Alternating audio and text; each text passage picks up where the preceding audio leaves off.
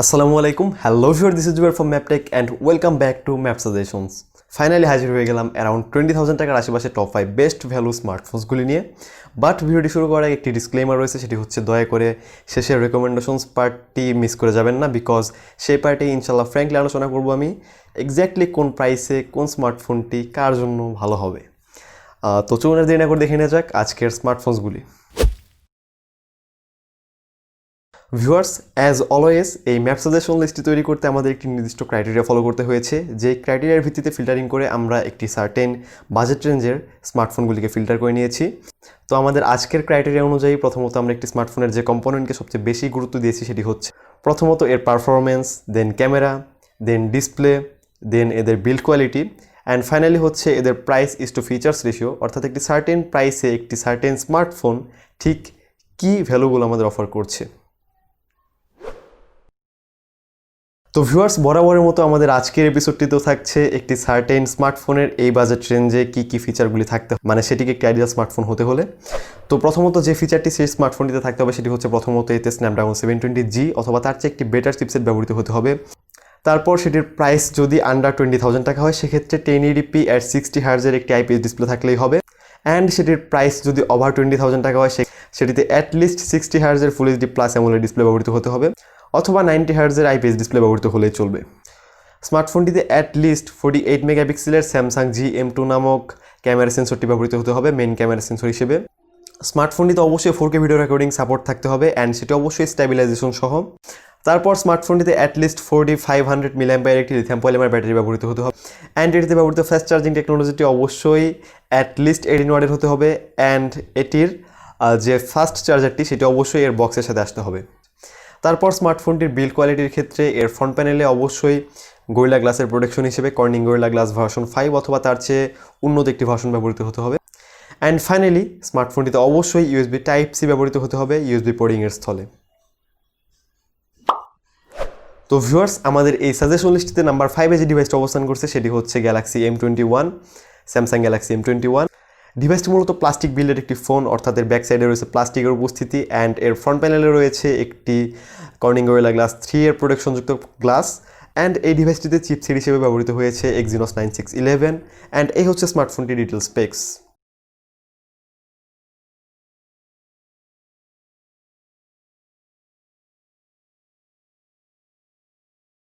And বর্তমানে এই ডিভাইসটির 4x64GB ভ্যারিয়েন্টের price হচ্ছে বাংলাদেশের বাজারে 19,000 টাকা অফিসিয়ালি, অ্যান্ড এর 6x128GB ভ্যারিয়েন্টের প্রাইস হচ্ছে অফিসিয়ালি 21,000 টাকা।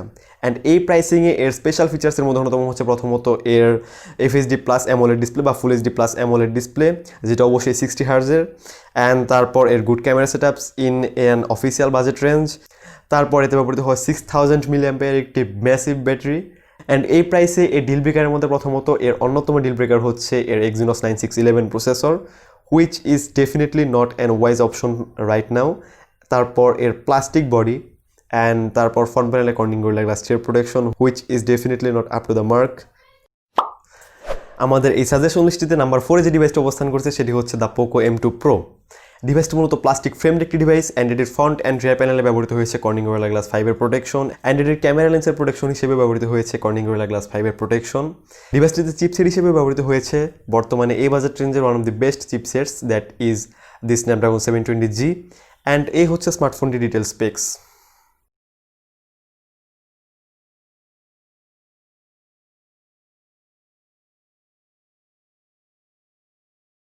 বর্তমানে ডিভাইসটির 4x64GB ভ্যারিয়েন্টের আনঅফিসিয়াল প্রাইস হচ্ছে 17,000 টাকা, অ্যান্ড 6x64GB ভ্যারিয়েন্টের আনঅফিসিয়াল প্রাইস হচ্ছে 18,000 টাকা।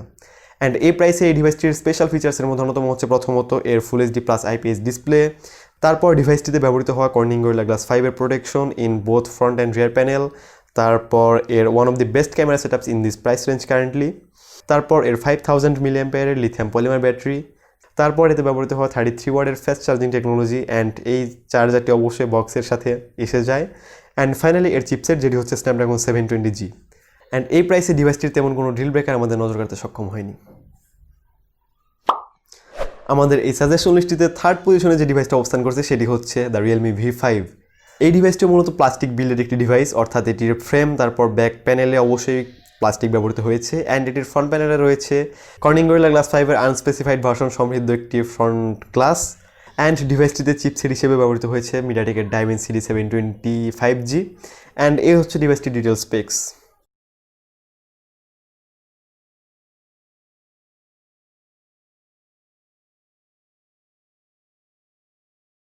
বর্তমানে এই ডিভাইসটির 6x128GB ভ্যারিয়েন্টের চাইনিজ ভ্যারিয়েন্টের প্রাইস হচ্ছে 20,500 টাকা বা 20,500 টাকা অ্যান্ড এই প্রাইসে এই ডিভাইসটির স্পেশাল ফিচার্সের মধ্যে অন্যতম হচ্ছে প্রথমত এর full HD plus IPS display at 90 Hz refresh rate, তারপর এর একটি decent camera set up in this price range, তারপর এর 5000 mAh লিথিয়াম পলিমার ব্যাটারি, তারপর এতে ব্যবহৃত হয় 30 ওয়াটের ফাস্ট চার্জিং টেকনোলজি অ্যান্ড এটির চার্জারও ডেফিনেটলি বক্সের সাথে এসে যায়, তারপর এর ডাইমেনসিটি 720 চিপসেট যেটি 19,000 টাকার আশেপাশের একটি স্মার্টফোনের জন্য বেশ ইমপ্রেসিভ বলা যায় অ্যান্ড এই প্রাইসে এই ডিভাইসটির ডিল ব্রেকারের মধ্যে প্রথমত হচ্ছে এর নট স্পেসিফাইড বিল্ড কোয়ালিটি, অর্থাৎ এর ফ্রন্ট প্যানেলে কর্নিং গরিলা গ্লাস 5-এর আনস্পেসিফাইড ভার্সন অ্যান্ড অবশ্যই এটি একটি plastic builded phone and secondly হতে পারে এর চিপসেট, যেহেতু এটি একটি মিডিয়াটেকের চিপসেট তারপরও যদিও এটিতে ব্যবহৃত হয়েছে ফ্যাব্রিকেশন টেকনোলজি হিসেবে 7nm fabrication technology which is really appreciated in this price range.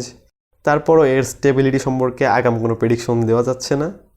আপনারা যারা এই ডিভাইসটি কেনার কথা ভাবছেন তারা ডেফিনেটলি একটু খোঁজ খবর নিয়ে তারপর কিনবেন। আমাদের আজকের এই সাজেশন লিস্টিতে the second ranked device is the Poco X2। ডিভাইসটি মূলত প্লাস্টিক ফ্রেমড একটি ডিভাইস অ্যান্ড এটির ফ্রন্ট অ্যান্ড রিয়ার প্যানেলের প্রোটেকশন হিসেবে ব্যবহৃত হয়েছে কর্নিং গরিলা গ্লাস 5 অ্যান্ড এটিতে চিপসেট হিসেবে ব্যবহৃত হয়েছে স্ন্যাপড্রাগন 730G অ্যান্ড এই হচ্ছে ডিভাইসটির ডিটেল স্পেক্স।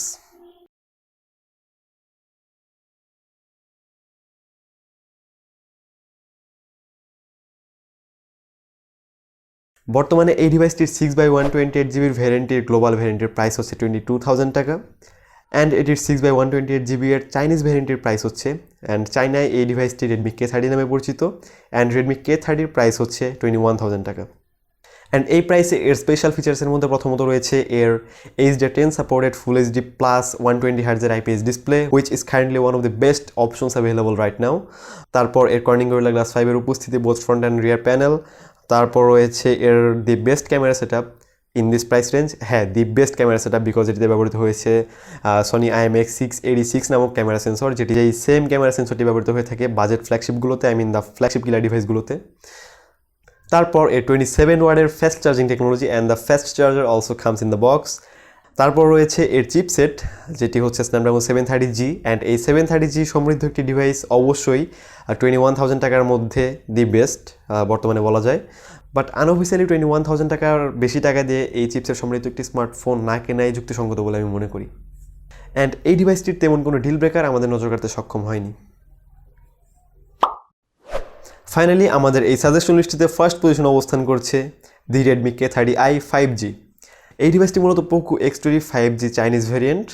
এই ডিভাইসটি মূলত প্লাস্টিক ফ্রেমড একটি ডিভাইস অ্যান্ড এটির ফ্রন্ট অ্যান্ড রিয়ার প্যানেলের প্রোটেকশন হিসেবে ব্যবহৃত হয়েছে কর্নিং গরিলা গ্লাস 5-এর প্রোটেকশন অ্যান্ড এটিতে চিপসেট হিসেবে ব্যবহৃত হয়েছে বর্তমান সময়ের এই বাজেট রেঞ্জের the best processor, I mean the best chipset, the Snapdragon 765G and এই হচ্ছে স্মার্টফোনটির ডিটেল স্পেক্স।